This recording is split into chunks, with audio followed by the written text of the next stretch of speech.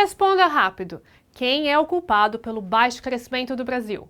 O Banco Central ou o Ministério da Educação? Você pode até argumentar que as taxas de juros expansionistas praticadas pelo Banco Central são as culpadas por esse resultado. E eu confesso, não está errado. Mas um olhar aprofundado é capaz de mostrar que a raiz do problema está na qualidade deficiente da educação básica no país. Duvida? Deixa que a gente te prova. A trilha Bancos e Educação nasceu para alimentar e disseminar a visão de que um país melhor se constrói com ensino de qualidade. Nessa jornada, apostamos na aliança entre os setores educacional e financeiro para superar alguns dos desafios e gerar novas oportunidades. No primeiro episódio desta websérie, você vai acompanhar o bate-papo com o economista Roberto Dumas, que recentemente publicou um estudo com a Fundação da GIDE, no qual correlaciona o baixo crescimento do Brasil com a qualidade deficiente da educação básica no nosso país. Em um olhar simplista e óbvio, a relação entre o ensino e a economia se constrói com base na oportunidade de contar com a mão de obra qualificada. Isso gera melhores oportunidades de trabalho e maiores condições de consumo, aquecendo a economia, ao mesmo tempo que estimula o crescimento intelectual em tecnologia e inovação, por exemplo. Mas as entrelinhas dos gráficos e fatos mostram que essa relação pode ser mais complexa, pelo menos do ponto de vista de um economista. Para refletir sobre essa relação, hoje vamos conversar com Roberto Dumas, economista e professor universitário, que recentemente publicou um estudo que traz a correlação entre o baixo crescimento do Brasil e a qualidade de ensino deficiente da educação básica do nosso país. O estudo foi desenvolvido em parceria com a Fundação da GIDE e relata o atraso educacional do Brasil como um dos principais entraves ao crescimento econômico e motivador de uma política de juros expansionista. Seja bem-vindo, Roberto. Muito obrigada pela sua participação. Eu tive acesso ao seu estudo e eu posso dizer que, embora ele tenha um teor bem técnico em alguns momentos, para nós, leigos, o que chama atenção é o olhar crítico que você propõe e que, na minha opinião, deve ser um ponto de atenção a qualquer um que esteja interessado em contribuir com um país mais próspero. Nós vamos falar sobre isso daqui a pouco, mas antes eu gostaria que você explicasse para quem está nos ouvindo quais foram as motivações para o seu estudo, o que ele buscou responder. Quando você começa a olhar a atuação do Banco Central, muitos agentes econômicos acabam não entendendo, eventualmente, porque, às vezes, o Banco Central adota uma política monetária contracionista de alta taxa de juros, mesmo tendo um nível de desemprego, vamos dizer, 8, 7,5%, e aí você compara com os Estados Unidos. Espera um pouquinho.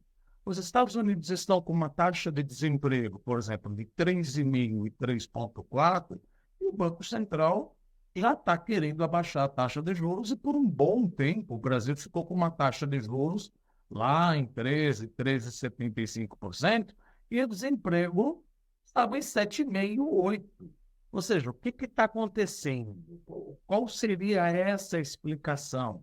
O desemprego nada mais é do que aquele que quer buscar emprego, isso é importante deixar claro, comparado com a população economicamente ativa.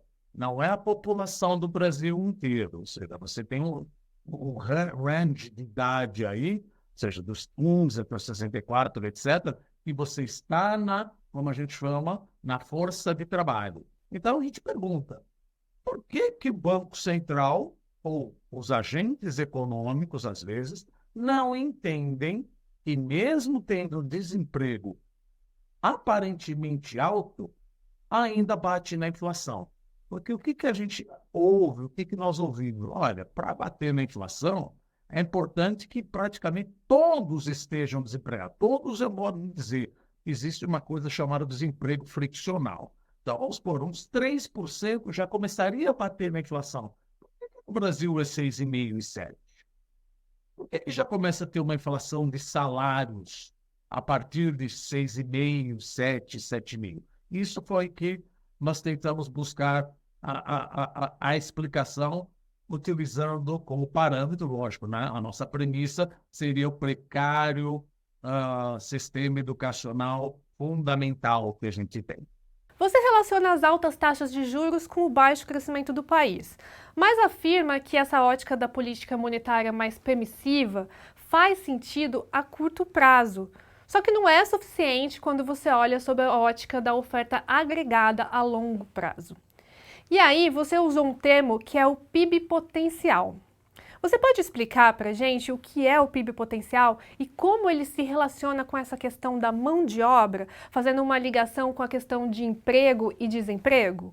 Uma das maneiras, uma das causas da inflação é uma inflação de demanda. O que é inflação de demanda? A demanda aumenta além da sua capacidade de ofertar.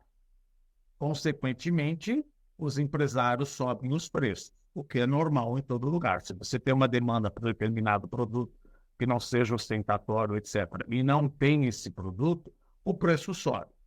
Jogando para a macroeconomia, você tem dois tipos de PIB, se assim é que a gente pode dizer. O PIB efetivo, onde está a sua economia agora, e o PIB potencial. O que é o PIB potencial?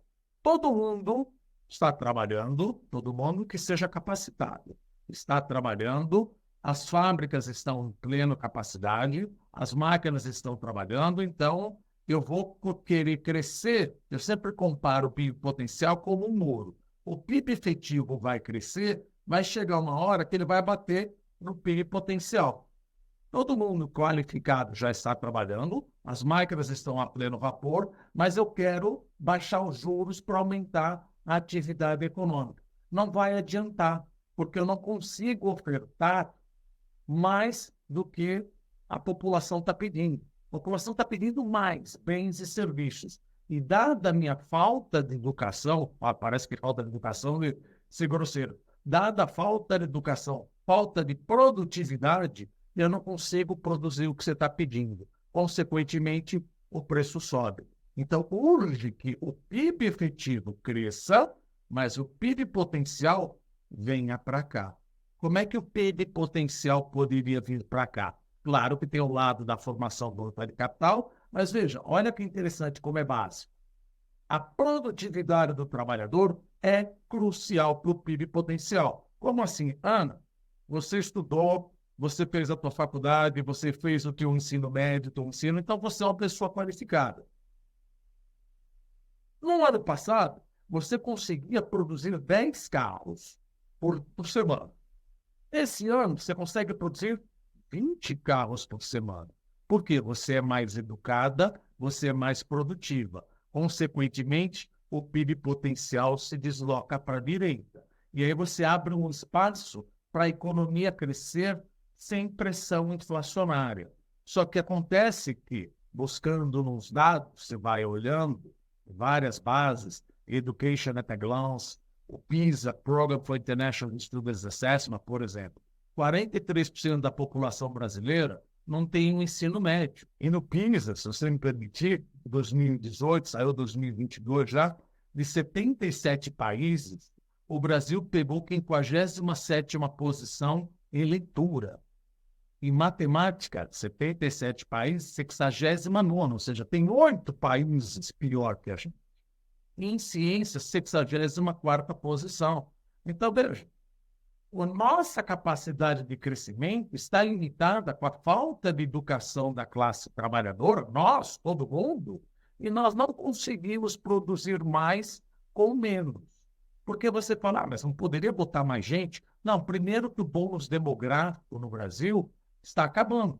Não estamos fazendo mais filhos. A população economicamente ativa do Brasil não cresce mais do que 0,6% ao ano. Então, é importante que essas pessoas que estão no mercado de trabalho sejam mais qualificadas. Como eu disse, ao invés de você fazer 20 carros numa semana, dada a tua educação, a tua qualificação, você vai fazer 30 carros. Ora, se você vai fazer 30 carros, eu posso baixar a taxa de juros, porque aquela pessoa, aquele agente econômico, ele não precisa ficar terciado ou não poder comprar mais 20 carros. Ele pode comprar 30 carros e que não vai bater na inflação. Mas, para isso, você tem que ser capaz e ser produtiva e produzir, na mesma quantidade de hora, mais carros, mais 10 carros. E é isso que a gente chega na conclusão, falando, é um país que não sabe ler. fica complicado. E o próprio PISA da OCDE chega na conclusão, em matemática, para nós atingirmos o nível da OCDE, mostrando como está. Não estou falando dando uma reviravolta, levaria 75 anos. Então, veja, não adianta querer baixar a taxa de juros, que a coisa é simples. Eu vou bater na parede. Eu vou bater na parede, isso gera inflação. Puxa, então eu empurro a parede para lá. Como é que eu empurro a parede para lá? Dou mais educação para a população e a produtividade total dos fatores aumenta. Essa é a conclusão que mais ou menos que a gente acaba chegando lá na frente. Tem uma parte do seu estudo em que você traz um panorama da educação no país, já que você teve que estudar isso também para poder correlacionar os fatos, né? Dá para resumir para a gente o que você constatou sobre o ensino no Brasil? A gente sempre tem aquela coisa de vamos colocar mais dinheiro na educação. Eu sempre pergunto, às vezes, na sala de aula, quem acha que a gente tem que investir mais dinheiro na educação? 99% dos alunos falam sim, sim, sim. Aí eu pego e mostro um estudo não, uma pesquisa, da Education at a Glance, e também do PISA. O Brasil é um dos países que mais investe em educação no mundo, em percentual do PIB. 5,5% do PIB, 5,3%, perdão, por cento do PIB vai para a educação em 2019. A OCDE, país desenvolvido, é 4,4%.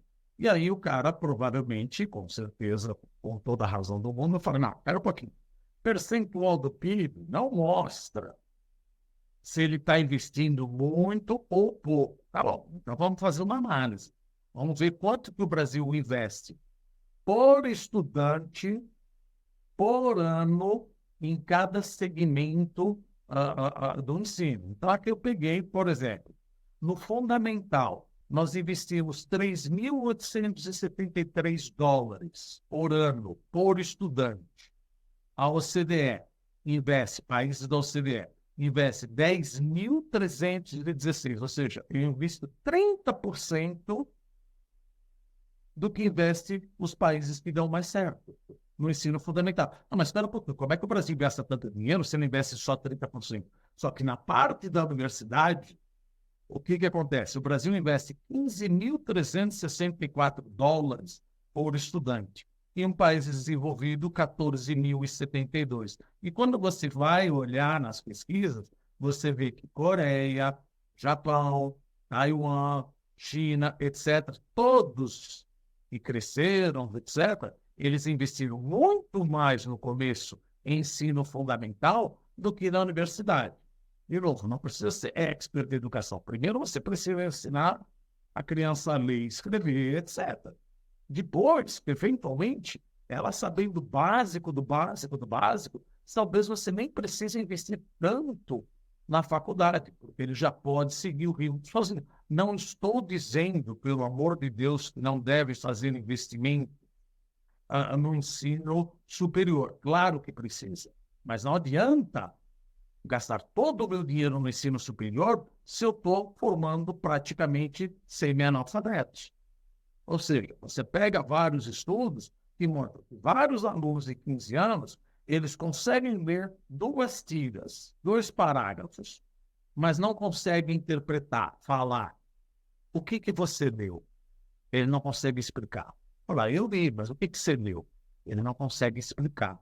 Então, veja, não adianta forçar a barra, falar, você vai entrar na faculdade e vai ter um diploma, porque no final, infelizmente, estamos formando em várias vezes profissionais semi-analfabetos. Ah, mas eu tenho a minha faculdade. Sim, mas não adiantou nada. Nós te empurramos para a faculdade e te ignoramos durante a fase onde você tem a maior neuroplasticidade do cérebro, óbvio. Você tem a maior neuroplasticidade, eu abandonei. E também, se você me permitir, tem um outro lado, o saneamento básico. Uma vez eu vi um economista falar, mas saneamento básico não tem nada a ver com o crescimento econômico. Meu Deus, tem tudo a ver. É economia na veia. No Brasil, 50% da população não tem acesso ao saneamento básico. Na região norte, 90% da população não tem acesso ao saneamento básico. Quem já é mais velhinho como eu, isso já não afeta mais. Agora, a criança que vai até os 7 anos, ela pode ter problemas da infância, ou seja, vômito, diarreia e, como eu falei, Se ela vai ter vômito, diarreia, subnutrição por causa do problema do saneamento básico, neurobiologicamente, não adianta que ela não vai levar direito para uma faculdade. Então, veja, cadê meu investimento no saneamento básico? E olhando os países que deram certo, cadê meu investimento na escola fundamental? E aí, o que acontece? Eu fico com desemprego de 7,5% e já começa na ata do Banco Central, que determina a taxa de juros do cupom, falando o hiato do produto. O que é o hiato do produto? Diferença do PIB efetivo e a minha parede está estreitando. Estreitando, só estou com 7,5% da população economicamente ativa desempregada, mas não são qualificados. Os empresários não querem esses profissionais. Eu quero os profissionais que, pelo menos, tenham feito um ensino médio. E esses são o quê? 57% da população economicamente ativa, 43% não tem o ensino médio. Então, aqueles que são qualificados, eles começam a pedir mais salário. Eles começam a pedir mais salário, bate na inflação. Mas não tem gente desempregada assim, mas esses caras praticamente eles estão fora do mercado de trabalho. Eles não servem. Ou seja, falando direto, está ocorrendo, eventualmente pode ocorrer, um apagão de mão de obra qualificada. Então, os poucos qualificados, eu vou começar a pagar mais. Eu vou começar a pagar mais, isso gera pressão inflacionária. Gera pressão inflacionária, aí você explica por que o Banco Central começa a subir juros quando o nível de desemprego está mais ou menos ainda 8, 8,5%, 7,5%. Ou seja, é uma briga por profissionais qualificados. Esse é um problema.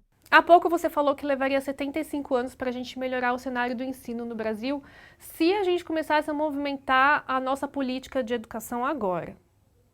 Obviamente é muito tempo, mais que uma geração, né? Mas você fala que o problema do Brasil não está exatamente no valor investido, mas na forma como esse valor está sendo investido, ou seja, a qualidade desse ensino.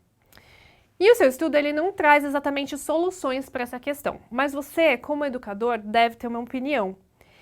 De que forma que você acha que o seu estudo pode contribuir com aqueles que estão analisando e buscando políticas educacionais mais eficientes?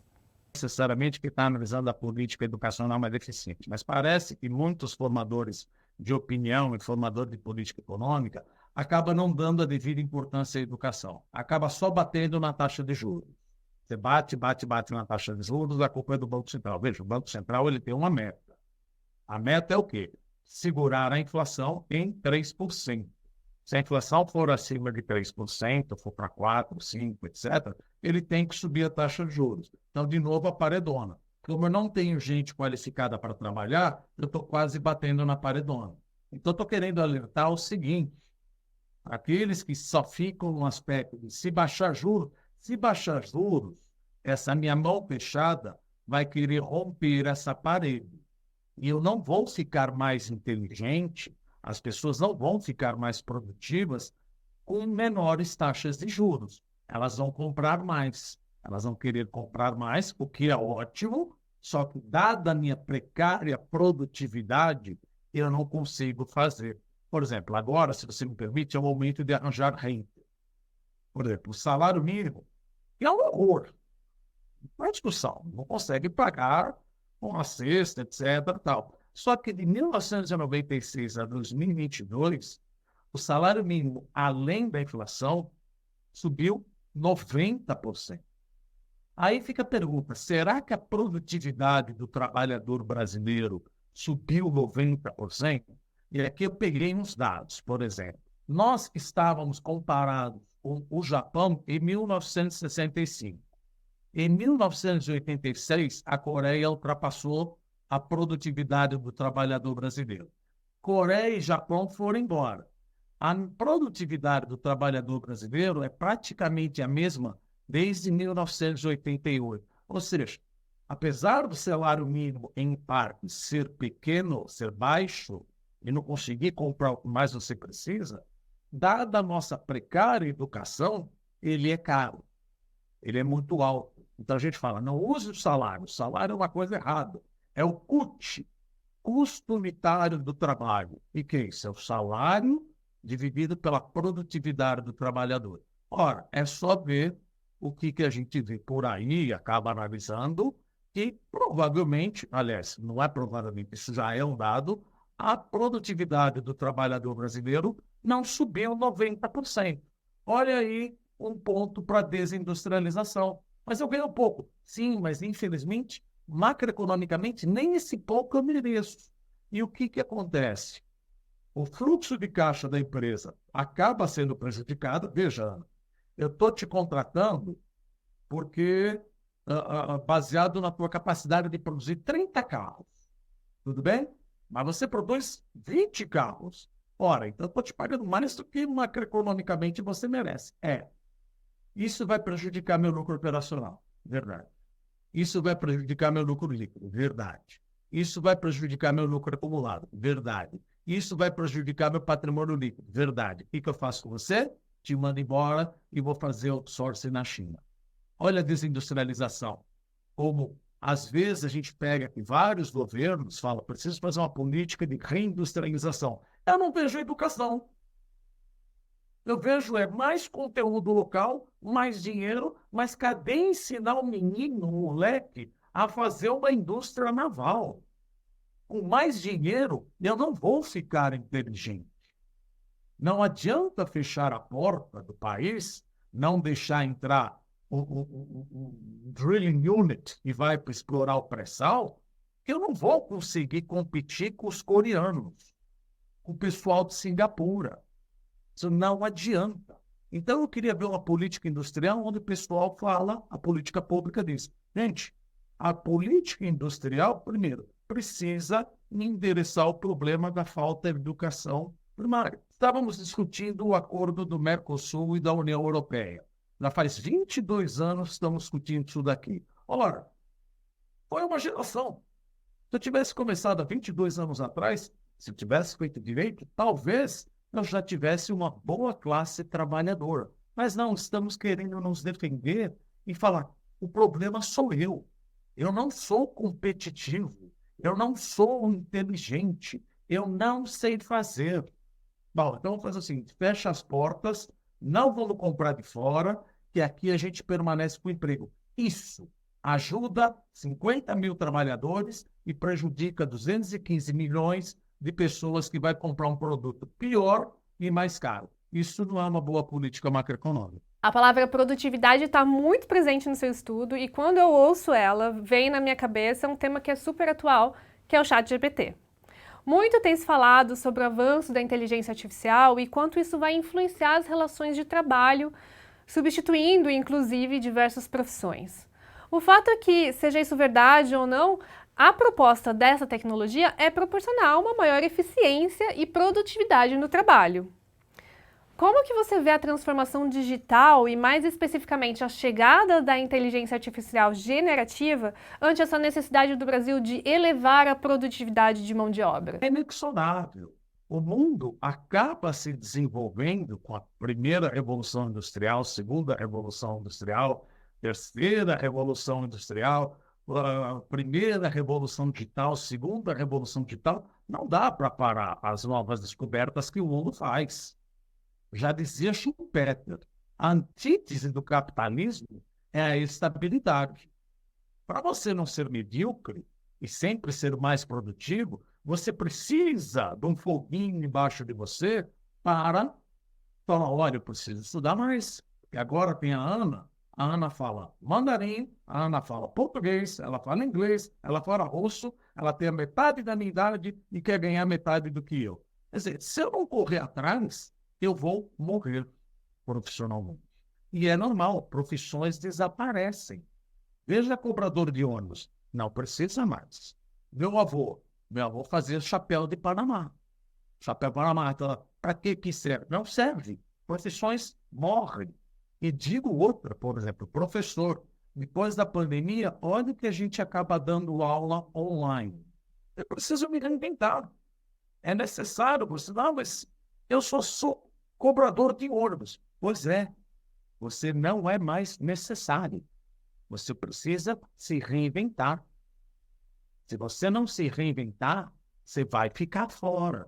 O desenvolvimento, a tecnologia, vai acabar empurrando o ser humano, o trabalhador, para outras áreas. Olha, então se você não serve mais para isso, então você vai ser expert em inteligência artificial. Mas eu não sei, estude. Na minha visão, é bem óbvio que a inteligência artificial generativa tem um potencial para acelerar a produtividade do trabalhador.